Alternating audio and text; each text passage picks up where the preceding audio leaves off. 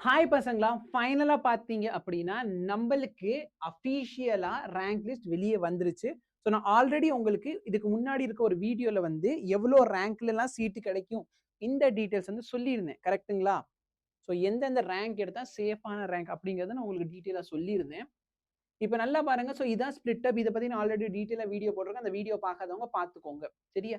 So, அந்த வீடியோல நான் என்ன சொல்லியிருந்தேன் அப்படின்னா, இத்தன இத்தன சீட்ஸ் அவைலபிளா இருக்கு ஒரு ஒரு கேட்டகரிக்கு. இப்போதைக்கு நான் சேஃபா போறதுக்காக நான் என்ன எடுத்துட்டேன்னா, ஓசி கேட்டகரியில இந்த ரேங்க்ல சீட்டு கிடைக்கும். பிசில இவ்ளோ, பிசிஎம்ல இவ்ளோ ரேங்க்ல சீட்டு கிடைக்கும் அப்படிங்கிறது நான் எடுத்திருக்கேன். சரியா? ஸோ பேஸ்ட் ஆன் தட் எவ்வளோ ஜிஎம்சிக்கு கட் ஆஃப் போகுது. ஸோ இது வந்து நான் ரொம்ப நாளைக்கு முன்னாடி பிரிடிக்ட் பண்ணி வச்சது. ஓகேவா? ஸோ பிரிடிக்ஷன பொறுத்து பார்த்துக்கோ. அகைன் இது பார்த்தீங்கன்னா, நான் ஃபர்ஸ்ட் ரவுண்ட்ல பிரிடிக்ட் பண்ணியிருப்பேன். அதாவது ஃபர்ஸ்ட் ரவுண்ட்ல நீங்க இதுக்கு மேல இருக்கீங்கன்னா சேஃப். ஓகே. ஸோ அந்த விதத்துல பார்த்தீங்கன்னா, பிசி கேட்டகரிக்கு நான் எதிர்பார்த்தத விட கம்மியாவே வந்திருக்கு. பிசிஎம்க்கு கொஞ்சம் கம்மியா தான் வந்திருக்குது. ஓகே. ஸோ எவ்வளோ சார்? ஓசி கேட்டகரியில 474 வந்து ஃபைனல் ரவுண்ட் வரைக்கும் இருக்கீங்க அப்படின்னா, உங்களுக்கு ஜிஎம்சி கிடைக்கும். பிசி கேட்ல 534 மேல இருக்கீங்கன்னா உங்களுக்கு கிடைக்கும். அதே மாதிரி இங்க இத பார்த்துக்கோ. சரியா?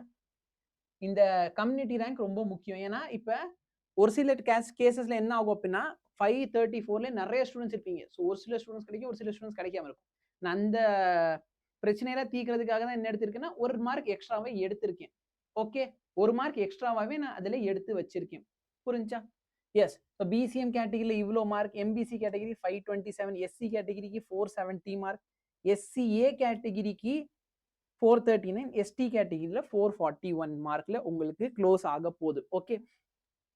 இதுல இருந்து 1 ஆர் 2 மார்க் கீழ இறங்க வாய்ப்பு இருக்குது. Don't worry. இதுல இருந்து 1 ஆர் 2 மார்க் கீழ இறங்கும். Don't worry at all. So இத நோட் பண்ணி வச்சுக்கோங்க. ஓகே. ஸோ ஓசி கேட்டீங்கன்னா 574, பிசிக்கு 534, பிசிஎம்க்கு 523, எம்பிசிக்கு 527, எஸ்சிக்கு 470, எஸ்சிஏக்கு 439, எஸ்டி கேட்டகரிக்கு 441.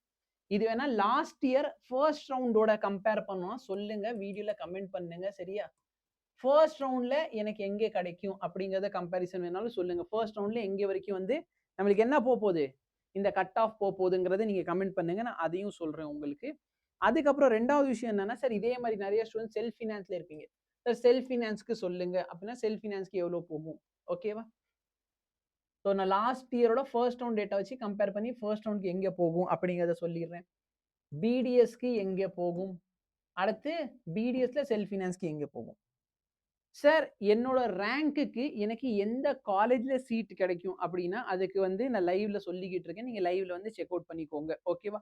நான் ஃப்ரீயா இருக்கப்ப நாளைக்கு ஒரு லைவ் வரேன். நாளைக்கு லைவ்ல வந்து கூட நான் உங்களுக்கு சொல்றேன். உங்க மார்க்குக்கு உங்களுக்கு எங்க சீட் கிடைக்கும்ட்டு. அத செக் அவுட் பண்ணிக்கோங்க. ஓகேவா? Thank you. ஏப்பா லைவ் முடியலப்பா. சரியா?